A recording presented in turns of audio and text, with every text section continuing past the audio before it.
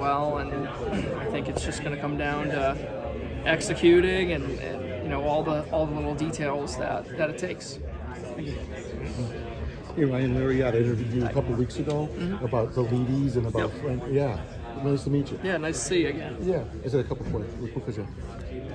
Well, Ryan, a couple of weeks ago I asked you about your whole connection to Buffalo and the modifieds.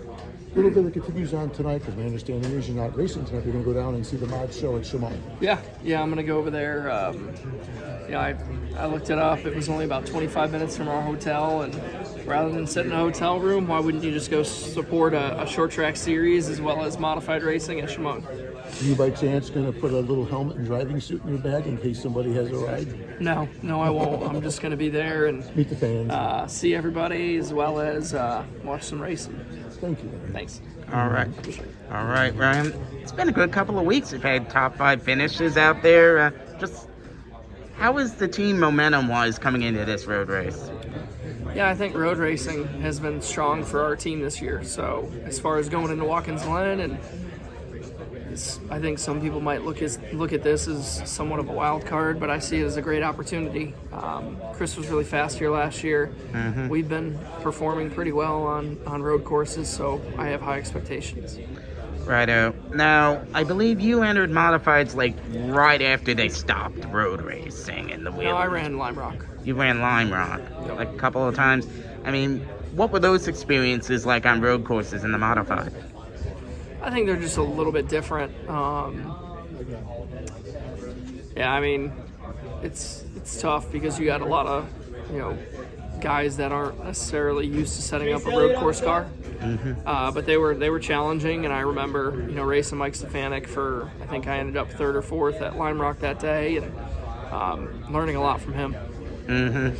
It's a very different experiences compared to what you have here, since I believe they have very different transmissions and just very different cars in general. But still fun, absolutely. Yeah, no, I think road racing from a challenge yourself perspective is definitely different, and one that I enjoyed. When we would go race in the modifieds on road courses, we would put 4 speeds in each pattern. So that was, all those things were the same, but at the same point, it was nice to do it. I had fun. Is it more difficult being on the playoff bubble with a teammate? Not really. I don't change my approach by any means. I look at it as an opportunity of just going out and executing. Chris is tough. Chris is fast. He's not somebody that makes mistakes. So I think these next 3 races, it's completely different, right? Road course racing, he's really, really good at, and I'm continuing to push myself to be better. Richmond's a place that I know he's won at, but I feel really comfortable there as well. And then we got a super speedway, so there's a lot of things that you got to do right, and hopefully we're up to the challenge and we can do that. How closely are you paying attention to points? I know we're close. I think 21 or whatever it is. At the end of the day, it comes down to execution, and road courses can be challenging because there's opportunity to go get stage points, and it's kind of like you want to do that, but sometimes you do that at a detriment for the finish. But you guys saw it at Sonoma. Bubba racked up stage points, finished 20-something, and I finished 11th, and we ultimately went out of there pretty much at a wash for points. Yeah, same with Coda. Yeah. Cool. Thank you very much. Yeah. Ryan, you got Mohawk Northeast on your car this weekend. This is a sponsor that you've had off and on for a number of years. Just how have they been beneficial to your career? No, yeah, Al's been a huge part. Al with Mohawk Northeast. He was that guy that really helped me, and even early on before, but 2016 going down race for Johnny Davis and all those guys. So representing that company as well as some others, I can't thank Al enough, and that entire family and company for supporting me the way they have and continue to. All right, thank you very much. Overall, just how are you feeling coming into this weekend? Yeah, hard to say what we have. I felt like we okay qualifying run. I think we ended up, where did we end up? 16? My teammate Brian Preece and I seem pretty similar. My other teammate Chris seems just a little bit faster, but I thought we had a really good race in Sonoma. The road course stuff has gotten a lot better. I'd like to have just a little bit more pace, but the way these races are playing out, they're so crazy. You never know what's going to happen. You feel like that you can come through the field from there? I think Chris started 23rd or 24th. Yeah. Chris ran such a great race here last year, and certainly left the template for us. How different is it coming into this year's race? Because obviously you had so many playoff guys, A, get collected in issues last year, and B, chasing points. The way that this race falls now presents an opportunity for someone to... Yeah, I mean, you can obviously throw a few more Hail Marys here if you're someone who's locked into the point standings, and it changes the dynamics for the field and plays out in the racing that you see, I think. As you guys strategize for this race, it seems like the strategy really has been a key part of the success that you guys have had. What are the conversations like heading into a road course between you and Jeremy?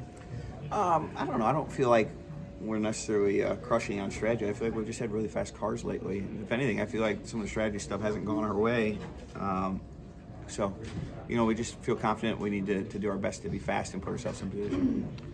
All right, Brad, right now you're 19th in points. This is after your start. This is a season high for your team right now.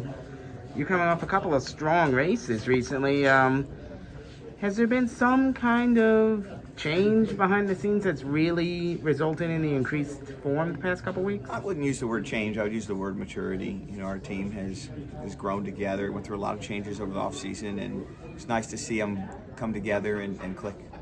All right.